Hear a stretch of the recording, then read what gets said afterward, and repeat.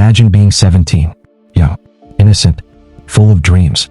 You close your eyes and suddenly the stars bow before you, the sun and moon pay homage.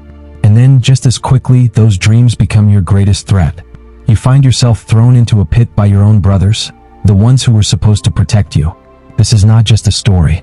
This is the journey of a man marked by favor and fire. A tale soaked in betrayal, hope, imprisonment, and glory. Today we ask the question, what do you do when your dream attracts danger? This is the untold story of Joseph.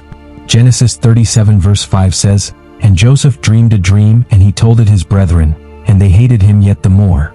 Joseph was the favored son of Jacob, clothed in a coat of many colors, marked with love and hated by blood. It wasn't just the coat that made his brothers jealous, it was the dreams.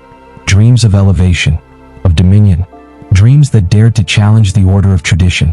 "Behold, we were binding sheaves in the field, and lo, my sheaf arose and also stood upright. And behold, your sheaves stood round about and made obeisance to my sheaf," Joseph said innocently. But they heard rebellion. They saw arrogance, and they plotted. One day, sent by his father to check on his brothers, Joseph walked toward the fields of Shechem. But what awaited him was not fellowship, it was fury.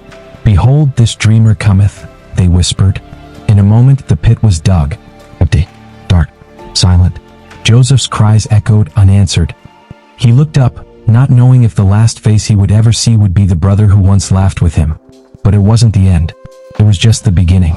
Genesis 37 verse 28 says, "Then there passed by Midianites merchantmen, and they drew and lifted up Joseph out of the pit, and sold Joseph to the Ishmaelites for 20 pieces of silver." Betrayed, stripped of his coat, sold like merchandise. But what the enemy meant for evil, God was already weaving into a divine tapestry. Joseph didn't just go to Egypt as a slave. He entered the land of destiny. He stepped into the very soil that would one day need him. In Potiphar's house, Joseph rose. What? Genesis 39 verse 2 holds the answer. "And the Lord was with Joseph, and he was a prosperous man."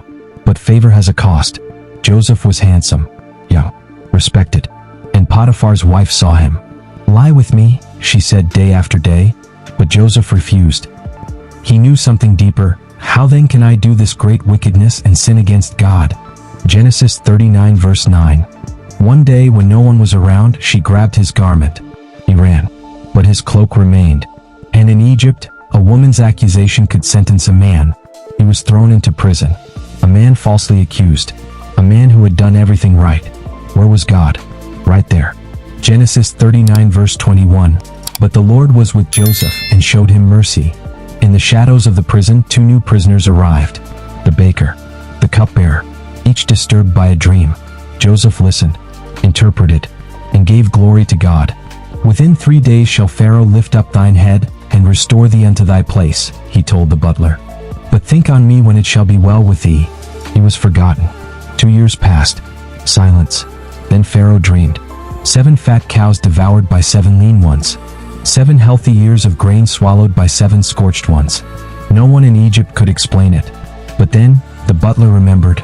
Joseph was summoned, shaved, clean, brought before a king. "I have heard say of thee, that thou canst understand a dream to interpret it." Joseph answered, "It is not in me. God shall give Pharaoh an answer of peace." Genesis 41 verse 16. He explained the dream. 7 years of plenty. 7 years of famine. Pharaoh was stunned. And in that moment Joseph was elevated. "Thou shalt be over my house, and according unto thy word shall all my people be ruled." From prisoner to prime minister. The famine struck hard. Even in Canaan, Jacob sent his sons to Egypt for grain. They bowed before Joseph, just like the dream. He recognized them. They didn't recognize him. He tested them, watched them, until he saw their hearts. Then Joseph wept. "I am Joseph. Doth my father yet live?" Silence. Terror. Then forgiveness. "Now therefore be not grieved nor angry with yourselves, that ye sold me hither. For God did send me before you to preserve life." Genesis 45 verse 5. Joseph's journey is not just a story of resilience. It is a revelation of divine orchestration. What if your pit is a passage? What if your betrayal is a bridge? What if your delay is not denial, but divine timing? Joseph's life teaches us that favor does not mean the absence of pain. It means God is present in every season. So I ask you today, what dream has God given you that seems buried? Could it be that the pit is not your end, but your entrance into purpose? Like, share, and subscribe to the Evangelion for more cinematic Bible stories that reveal the mysteries behind the miracles. Until next time, remember, your story isn't over. The author is still writing.